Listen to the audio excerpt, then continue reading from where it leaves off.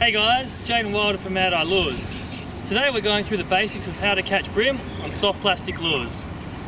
We'll start with choosing the right combo for chasing bream and move right through to soft plastic retrieves and where you're most likely to find fish feeding. Lures for catching bream are always small and quite light. So you're going to need a combo that's going to be able to cast out these light lures a reasonable distance. Luckily, tackle has come a long way in the past 10 years and you don't have to spend a fortune to get a good bream combo.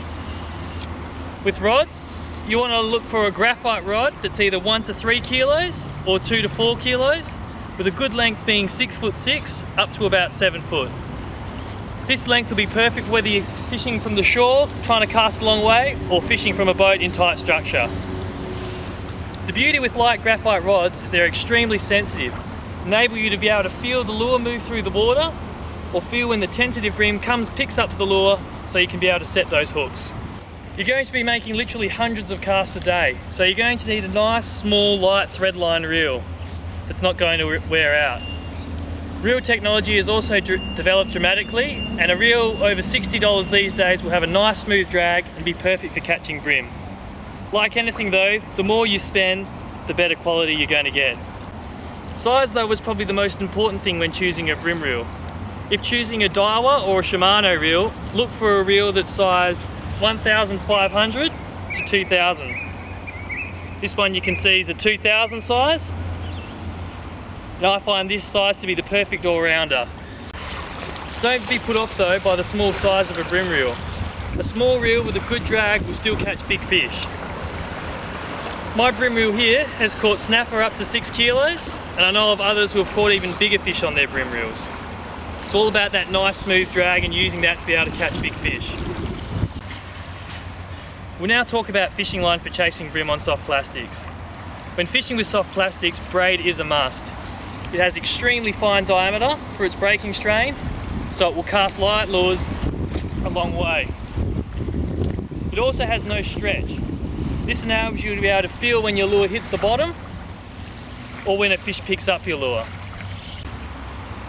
When fishing for bream, most people choose line between about 2 and 10 pounds. 6 pound braid is a great choice for targeting bream and also other light small species as well. The problem with braid though is that it's extremely visible underwater, and it also has low abrasion resistance. This means if it rubs up against a tree, a rock or a snag, it'll snap really easily. This is why you need to use a leader. Fluorocarbon leader is the best choice as it's extremely resistant to cuts and abrasions and it's almost invisible underwater. Which knot to use to connect your braid to your leader is a cause for much debate.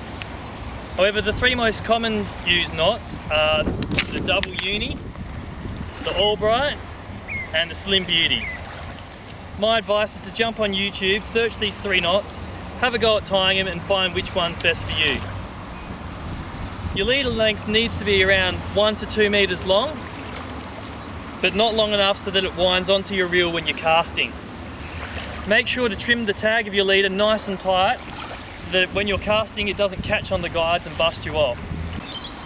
As with line, most breamers often use a couple of different breaking strains depending on the conditions they're fishing. Whether it's a flat section like we're fishing now, or if it's a really snaggy area.